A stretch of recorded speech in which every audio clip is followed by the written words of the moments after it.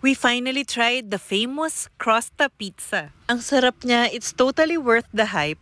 They have branches sa San Juan and Alabang, but itong pinuntahan namin is sa Makati, Levista Street, corner de la Costa. Madalas maraming tao dito, kaya nung holidays lang kami nagkaroon ng chance na matry to. Ang dami na din nilang napanalunang awards. Kaso yung nagpanalo sa kanila na flavor ng pizza is seasonal lang daw. Hopefully matry namin next time. Prices ng pizza nila is okay, hindi sobrang mahal. We ordered the Morty and Ella 2.0.